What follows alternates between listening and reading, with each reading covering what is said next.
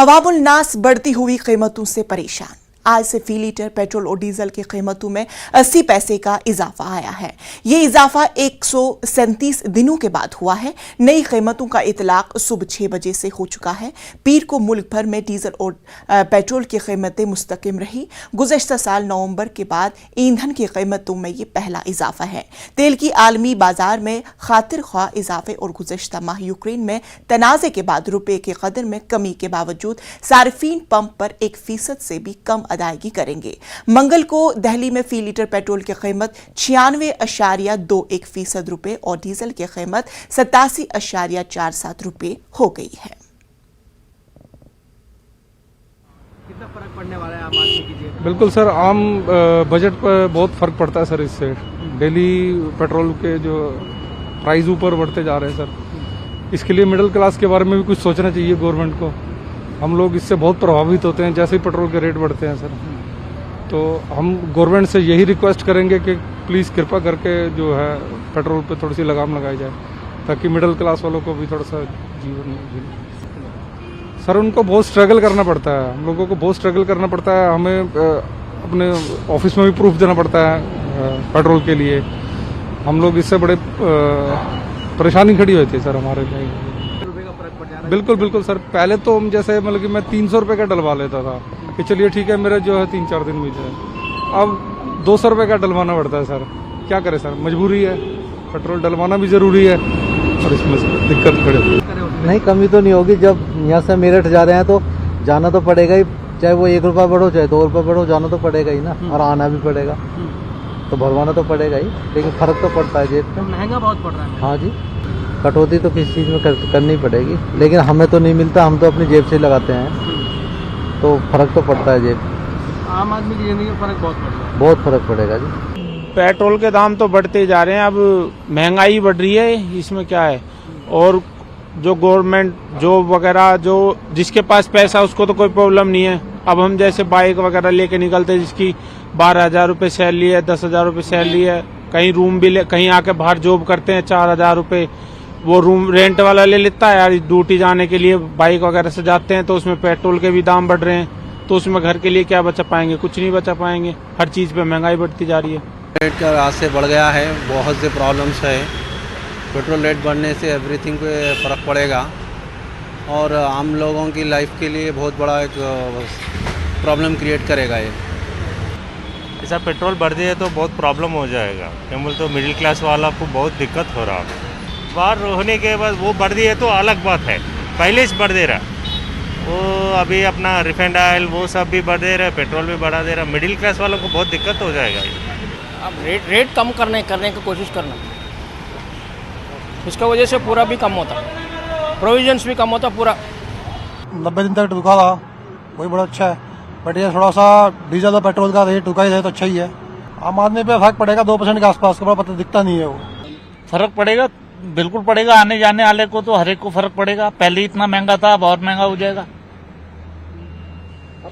अब क्या फर्क देखते हैं जो पहले का जो प्राइस था पेट्रोल? अब गाड़ी कम चलाते हैं, पहले ज्यादा चलाते थे। पेट्रोल और डीजल की कीमतों में एक बार फिर से बढ़ोतरी हुई है और जिसके कारण लोग परेशान हैं। इस समय हम खड़े हैं पेट्रोल पंप पे, जहां पर आप देख सकते हैं कि लोग पेट्रोल भरवाने तो पहुंच रहे हैं, लेकिन बढ़ी हुई कीमतों के कारण उनका जो बजट है वो बिगड़ गया है। क्योंकि जिस तरीके से आज फिर पेट्रोल और डीजल की कीमतों में 80 पैसे की बढ़ोतरी हुई है, जिसके कारण ट्रांसपोर्ट से लेके महंगाई तक बढ़ी है। सर, पेट्रोल की कीमतें बढ़ रही हैं, दिक्कतें हो रही हैं? बिल्कुल हो रही है जी। बजट बिगड़ रहा है, बहुत ज़्यादा बिगड़ चुका है, हर चीज़ का बजट बिगड़ चुका है। पहले आप कितने का पेट्रोल डलवाते थे, आप कितने का डलवाने की? पहले 50, 100 रुपये, 150 रुपये के अंदर हमारी टंकी का आराम से। अब 300 रुपये में भी काम नहीं हो पाता। 300 में भी काम। पेट्रोल की कीमतें बढ़ रही हैं, दिक्कतें हो रही हैं? मैम बिल्कुल दिक्कतें हो रही हैं। हाँ, क्या कहेंगे? सरकार को रोक कुछ करना चाहिए? हाँ मैम, बिल्कुल करना चाहिए। पेट्रोल के रेट घटाने चाहिए। पहले कितने का डलवाते थे, अब कितने का डलवाना पड़ता है? मैम अभी तो देख रहा हूँ मैं 95 हो गया। हाँ। परसों ही 95 रुपये, परसों नहीं कल, हाँ कल या परसों 95 रुपये था, आज 96 हो गया। दिन पे दिन बढ़ता जा रहा है। दिक्कतें हो रही है बिल्कुल। तो सुना आपने यहाँ पे जो लोग हैं उनका कहना है कि पेट्रोल की कीमतें जिस तरीके से बढ़ रही हैं उसके कारण महंगाई भी बढ़ रही है और जिसके कारण लोगों को दिक्कतें हो रही हैं, क्योंकि लोगों के घर से लेके बाहर तक का जो बजट है वो बिगड़ता जा रहा है। कैमरा पर्सन मुनमुन के साथ प्रीति श्रीवास्तव, न्यूज़ 18 दिल्ली। महंगाई की मार से अवामुल नास परेशान। पेट्रोल डीजल के साथ घरेलू एलपीजी सिलेंडर की कीमत में आज से 50 रुपए का इजाफा हो गया है। इससे पहले घरेलू एलपीजी सिलेंडर की कीमत में गुज़श्ता साल अक्टूबर में इजाफा हुआ था। नई कीमत नाफिज होने के बाद दिल्ली में सिलेंडर की कीमत 899 रुपए 50 पैसे से बढ़कर 949 रुपए 50 पैसे हो गई है।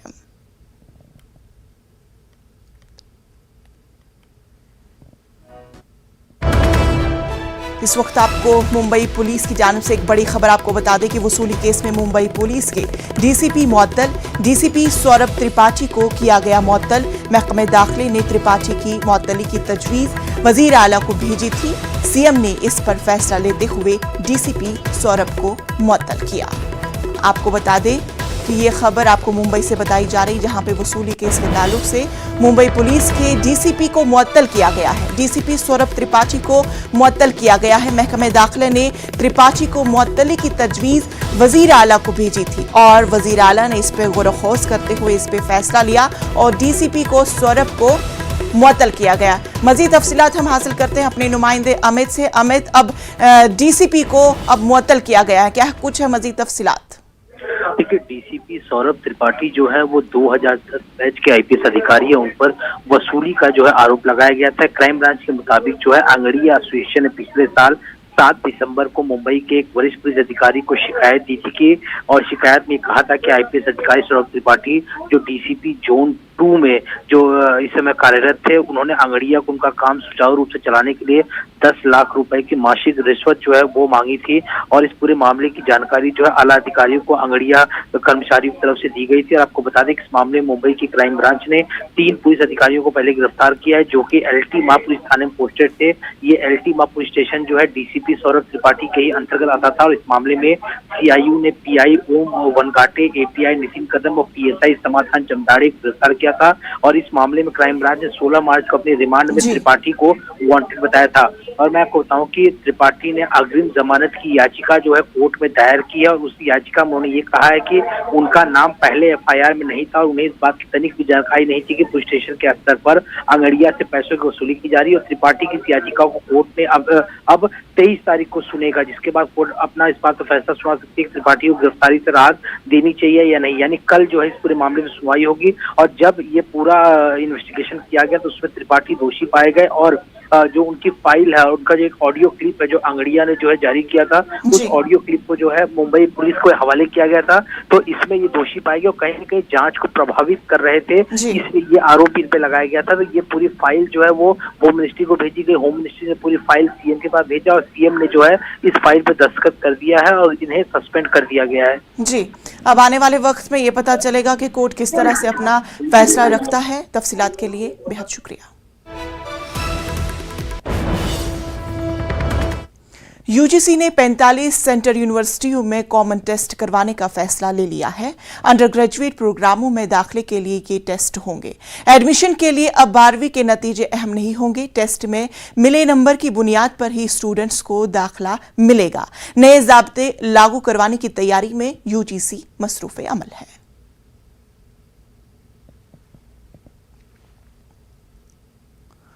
फोटो जर्नलिस्ट दानिश सिद्दीकी के अहल खाना तालिबान के खिलाफ इंटरनेशनल कोर्ट ऑफ जस्टिस से रुजू करेंगे। 1:30 बजे कानूनी कार्रवाई के हवाले से दानिश के अहल खाना ऑनलाइन प्रेस कॉन्फ्रेंस करेंगे। ख्याल रहे कि दानिश सिद्दीकी की अफगानिस्तान में कवरेज के दौरान मौत हो गई थी।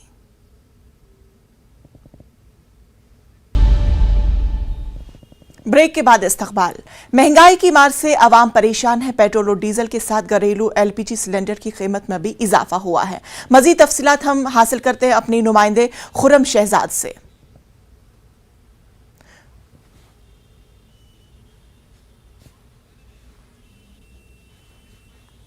आपको बता दें कि पेट्रोल और डीजल के साथ साथ घरेलू एलपीजी सिलेंडर में भी इजाफा हो चुका है और आज से 50 रुपए का इजाफा हो गया है।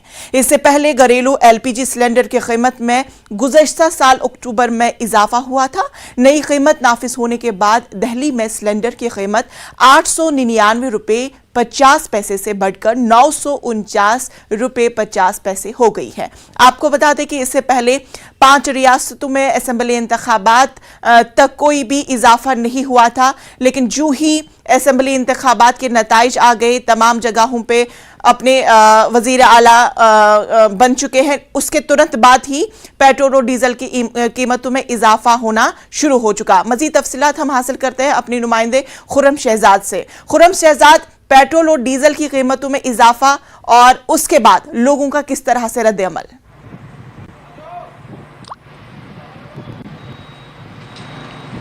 देखिए, इस बात की लगातार अंदेशा जाहिर किया जा रहा था इस बात को लेकर के जिस तरीके से इंतखाबात तमाम रियासतों में हो रहे हैं, उसके बाद पेट्रोल डीजल और दूसरी जो चीज़ें हैं चाहे गैस हो, उस पर महंगाई की मार पड़ने वाली है।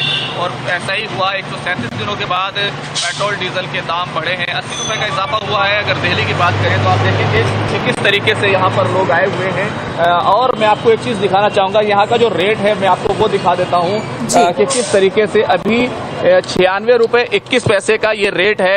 हालांकि जब इससे पहले जो रेट था वो 95 रुपये 41 पैसे था। तो दिल्ली में तो थोड़ा सा पेट्रोल सस्ता है, यहाँ पे सब्सिडी दी गई है। उत्तर प्रदेश में सब्सिडी एक तरीके से दी गई थी और पेट्रोल के जो प्राइस है उनको कम किया गया था। तमाम चीजें हैं। आप यहाँ पर पेट्रोल लेने आए हैं, पहले कितने में मिलता था और अब आज 80 पैसे बढ़े हैं, क्या कहेंगे? दिल्ली में सस्ता ही है, बाहर वो महंगा हो चुका है, यहाँ पे तो काफी सस्ता है। आज फिर से रेट बढ़े हैं, कैसा लग रहा है? महंगे तो हो ही, बस क्या करें। देखिए, आम आदमी है वो ये कह रहे हैं कि महंगाई हो रही है। यहाँ पर एक साहब और करते हैं, आज 80 पैसे रेट बढ़ा है, कैसा लग रहा है? हालांकि गैस पे दाम बढ़े हैं, लेकिन काफी दिनों के बाद ये दाम बढ़े हैं। ये और इस चीज़ में इजाफा हुआ ही नहीं जी, हर चीज़ में मतलब बढ़ोतरी होती जा रही है। तो मुझे नहीं लगता कि उसके रेट बढ़ने चाहिए, उसके रेट तो और घटने चाहिए। तो देखिए, यहाँ पे जो लोग हैं ये चाहते हैं कि रेट घटे, लेकिन अभी दिल्ली में थोड़े से रेट कम दिखाई दे रहे हैं। लोग थोड़े से परेशान हैं। हालांकि लोग ये चाहते हैं कि उन्हें किसी तरीके से राहत मिले। और सबसे बड़ी बात यह है कि गैस पर भी क्योंकि 50 रुपये के करीब जो है दाम वो बढ़ गए हैं, उसकी वजह से सब लोग महंगाई से परेशान हैं, क्योंकि आम लोगों की आमदनी बढ़ी नहीं है, कम हुई है। कोरोना की महामारी से निकल कर आए हैं, हालात थोड़े से ठीक जरूर हुए हैं, लेकिन महंगाई की मार जो है वो बढ़ती जा रही है। आप देखेंगे कि लोग काफी परेशान हैं। बिल्कुल खुर्रम, अब आने वाले वक्त में ये देखना होगा कि हुकूमत इस पूरे मामले पर किस तरह से अपना हाथ रखती है, किस तरह से लोगों के मसाइल को हल करते हैं। तफसीलात के लिए बेहद शुक्रिया। 5 अगस्त 2019 को जम्मू कश्मीर के आर्टिकल 370 हटाए जाने के बाद मोदी हुकूमत जम्मू कश्मीर यूटी की तरक्की के लिए बड़े कदम उठा रही है। इस सिलसिले में खलीजी ममालिक से 30 से ज़ायद ताजरों को एक वफ्द तिजारती मौके तलाश करने जम्मू कश्मीर पहुंचा है। जनवरी में जम्मू कश्मीर के लेफ्टिनेंट गवर्नर मनोज सिन्हा के यूए के दौरे के बाद हाई प्रोफाइल वफ्द उनके दावत पर श्रीनगर के 4 रोजे दौरे पर थे। इसी दौरान इस वफ्द ने पीर को जम्मू कश्मीर के गवर्नर मनोज सिन्हा से मुलाकात की, जिसके बाद लेफ्टिनेंट गवर्नर ने कहा कि हम जम्मू कश्मीर को सरमायाकारी का सबसे पसंदीदा मकाम बनाने के लिए पुरज़्म हैं। जम्मू कश्मीर दौरे पर यूएई के और सऊदी अरेबिया से सीईओ पहुंचे हुए हैं और हमारे साथ एक्सक्लूसिव बात करने के लिए हैं बालकृष्ण जी, जो सेंचुरी फाइनेंशियल के सीईओ हैं और जो इस डेलीगेशन को लीड कर रहे हैं। बालकृष्ण जी, आपका बहुत बहुत स्वागत है कश्मीर में, पहली बार आप आए हैं? जी नहीं, मैं तो आता रहता हूँ, ये मेरी नेटिव प्लेस है, मैं सन ऑफ द सॉइल हूँ और बहुत देर से ये मेरा एक ड्रीम था कि जम्मू कश्मीर के लिए जो है कुछ किया जाए। मैं बहुत लो प्रोफाइल फैमिली से आता हूँ और आज जो है ये मेरा सपना पूरा हुआ। जो यूएई के जो लोकल्स हैं उनका बहुत प्यार मिला है अपने को और आज हमने उनको जो है अपने गाँव में इनवाइट किया है। ये मेरा गाँव है, ये मेरा शहर है, इस जगह से मैं आता हूँ और हमने इनको इनवाइट किया है कि आप यहाँ पे आके इन्वेस्टमेंट अपॉर्चुनिटीज देखो, जम्मू कश्मीर को जो है एक्सप्लोर करो। जम्मू कश्मीर में जो है आप देखो कि आप कैसे जो है यहाँ पे इन्वेस्टमेंट कर सकते हैं। तो ये फर्स्ट विजिट है उनकी ये डेलीगेशन की, और अभी ये लोग आते रहेंगे। इनको बहुत ही अच्छा लगा है, इन्होंने बहुत अप्रिशिएट किया है, और आगे जो है इन्वेस्टमेंट करने की जो है ये योजना बना रहे हैं। जो डेलीगेशन यहाँ पर पहुंचा है, यहाँ पहुंचकर उनको माहौल कैसा लगा? क्योंकि 2019 के बाद बहुत कुछ बदला है। 2019 के बाद जो अब यहाँ पे माहौल आपने देखा, किस तरह का माहौल लोगों के बीच में लगा? लोगों से किस तरह का आपको रिसेप्शन यहाँ पे मिल रहा है, उस पर कुछ बताइए। अपने को यहाँ पे इतना प्यार मिला है कि उतना अपने को कहीं पे भी दूसरी जगह पे वर्ल्ड में नहीं मिला है। सेंचुरी फाइनेंशियल भी $100 मिलियन इन्वेस्ट करने जा रही है। आपने इसके एग्रीमेंट भी किया है। वो 3 होटल्स और एक रेजिडेंशियल कॉम्प्लेक्स आप बनाने जा रहे हैं जम्मू कश्मीर में। उसकी शुरुआत कब होगी?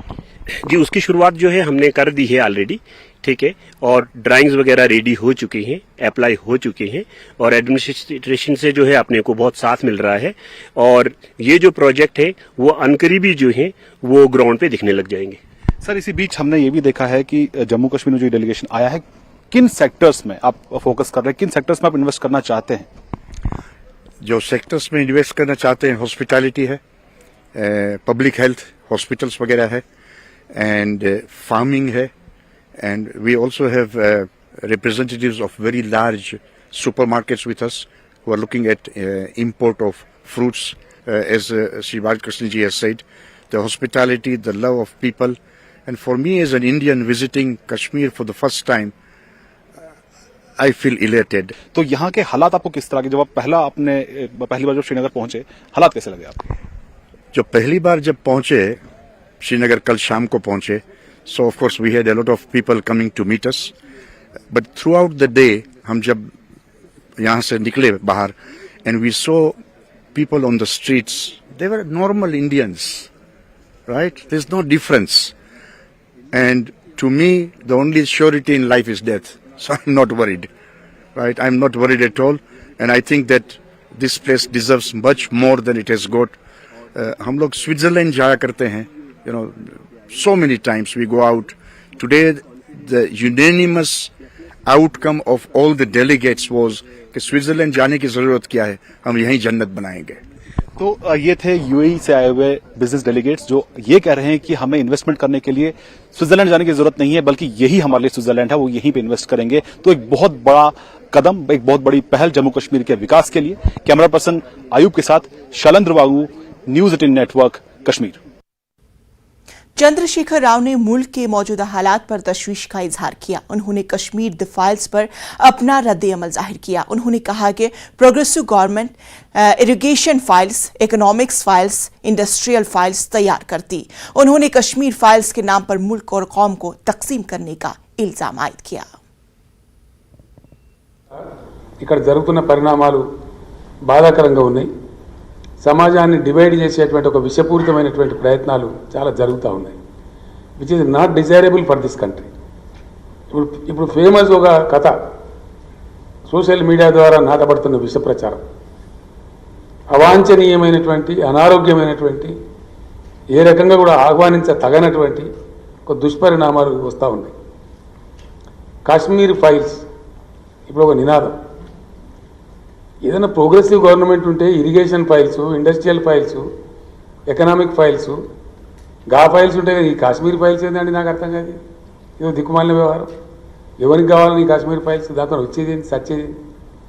ఢిల్లీలో కాశ్మీర్ పండిట్లే చెప్తున్నారు, మాకు జరిగినటువంటి దీన్ని ఓట్ల రూపంలో సొమ్ము చేసుకునే ఒక దుర్మార్గమైన ప్రక్రియ ఈ ప్రచారం. మాకు అసలు ఏం ఒక పైసా పనిచేయలేదు, మాకేం రిలీఫ్ రాలేదు, ఎటువంటి లాభం లేదు అని వాళ్ళు మొత్తుకుంటా ఉన్నారు. ఇప్పుడు నా దగ్గర ఉన్నాయి, सोशल मीडिया తిరుగుతూ ఉన్నాయి అవన్నీ। मध्य प्रदेश के जिला रायसेन के थाना सलोनी के चांदपुर खमरिया गांव में 18 मार्च को बच्चों के मामूली झगड़े में हुए फिरका वाराना तशद्दुद मामले में हुकूमत ने शरपसंदों के खिलाफ कार्रवाई शुरू कर दी।